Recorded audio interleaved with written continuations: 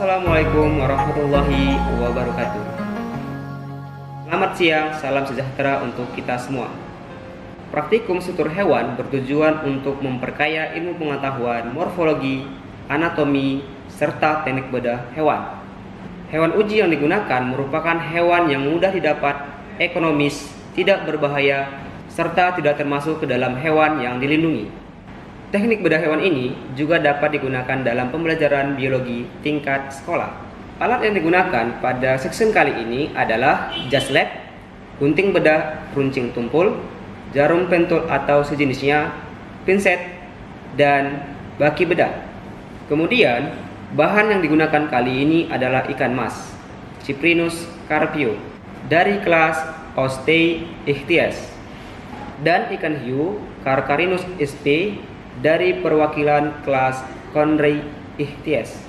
Pemilihan Carcharinus sp sebagai hewan uji pastinya tidak berstatus dilindungi berdasarkan keputusan Kementerian Kelautan dan Perikanan Republik Indonesia nomor 37 tahun 2021. Sebelum kita melakukan pembedahan, kita akan mengidentifikasi morfologi dari hewan yang sudah kita sediakan. Selanjutnya, kita akan mengamati pembedahan secara anatomi. Oke teman-teman, sebelum melakukan pembedahan, kita akan mengidentifikasi morfologi dari ikan mas dan ikan hiu terlebih dahulu. Secara morfologi, ikan mas terbagi menjadi 3 bagian, yaitu kaput, trunkus, dan cauda. Bagian kaput atau kepala terdapat rima oris atau celah mulut, barbae atau sugut yang pendek di ujung mulut, fovea nasalis atau cekungan hidung, ini belum berfungsi sebagai hidung semestinya. Ada terdapat organum visus atau alat penglihatan, dan apparatus opercularis atau tutup insang. Apparatus opercularis terdiri dari bagian-bagian seperti os preopercular, os opercular, membrana branchiostegalis, os subopercular, os interopercular, dan radii branchiostegi. Kedua, trunkus atau badan. Daerah trunkus terdiri dari bagian-bagian seperti epidermis, kulit luar, tipis dan transparan, berlendir. Squama, sisik, berbentuk sikloid, asal dari bahan tulang atau ossifikasi. Kemudian ada linea lateralis atau gurat sisi, berupa garis memanjang yang berfungsi mengetahui perubahan tekanan air dan sebagai sensor terhadap benda-benda di sekitarnya. Selain itu, terdapat juga kloaka atau lubang saluran pengeluaran, porus urogenitalis atau lubang saluran kemih dan kelamin, dan ekstremitas librae atau alat gerak. Ekstremitas librae terdapat 4 bagian, yaitu pinnae pectoralis atau sirip dada, jumlahnya sepasang, pinnae abdominalis atau sirip perut, jumlahnya sepasang. Kemudian pinna dorsalis atau sirip punggung, memanjang dari kranial ke kaudal. Dan yang terakhir, pinna analis atau sirip belakang, terletak di belakang kloaka. Yang ketiga, cauda atau bagian ekor. Bagian ekor terdapat pinna caudalis atau sirip ekor. Tipe siripnya adalah homo cercal. Oke teman-teman, sebelum kita melanjutkan pembedahan, tentu kita harus mengetahui bagaimana prosedur kerjanya terlebih dahulu. Nah, yang pertama, letakkan preparat di atas wadah bedah yang sudah kita sediakan. Pastikan kepalanya mengarah ke sebelah kiri dan abdomen atau perut ke arah praktikan. Yang kedua, Fiksasi sirip punggung dan sirip ekor preparat agar berada pada posisi yang aman dan terikat. Ketiga, gunting bagian abdomen secara vertikal, perkirakan 1 cm di depan lubang kloaka. Keempat, gunting secara horizontal hingga mencapai bagian radii branchiostegi. Perlu diingat, bagian gunting yang tumpul berada pada bagian dalam. Hal ini bertujuan untuk menghindari risiko tersobeknya organ-organ bagian dalam preparat.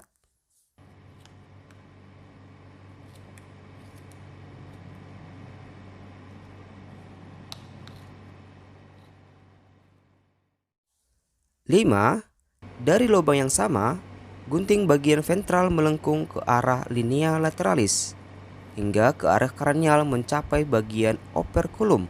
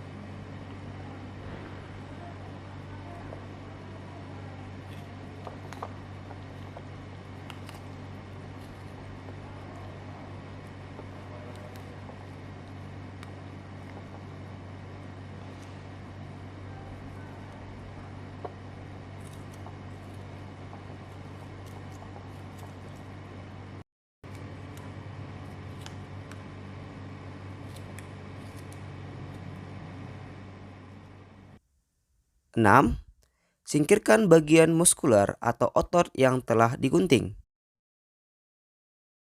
Dan yang terakhir, amati seluruh bagian organ tubuh pada preparat yang kita bedah.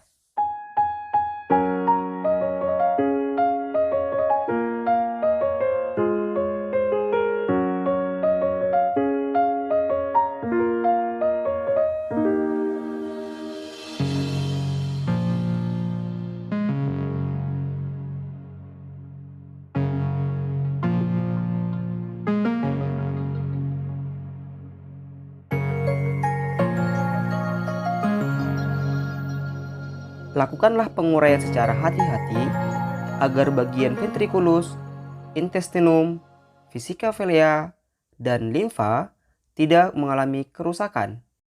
Karena bagian-bagian organ tersebut berada di dalam hepar. Nah, jadi teman-teman, penguraian ini bertujuan agar bagian organ-organ yang sudah saya sebutkan sebelumnya dapat terlihat dengan jelas.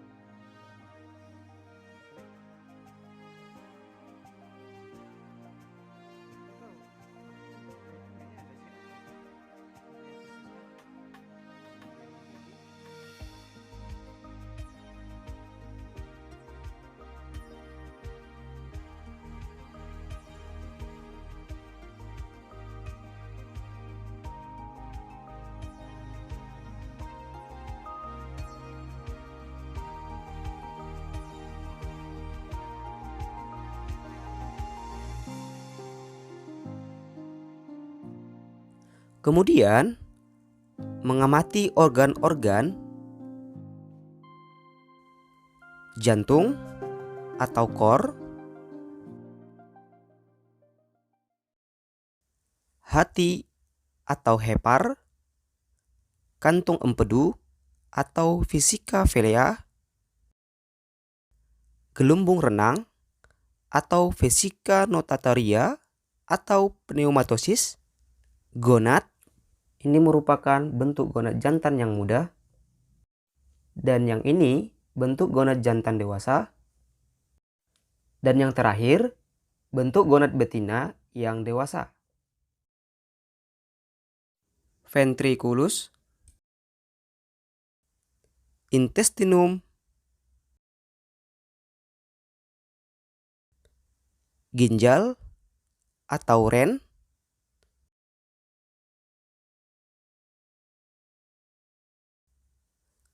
lien atau limpa, dan kloaka atau saluran pengeluaran. Oke teman-teman, sekian pembelajaran kita mengenai tentang morfologi dan anatomi ikan mas. Untuk pembedahan ikan hiu akan ditayangkan pada video berikutnya. Sekian, Assalamualaikum warahmatullahi wabarakatuh.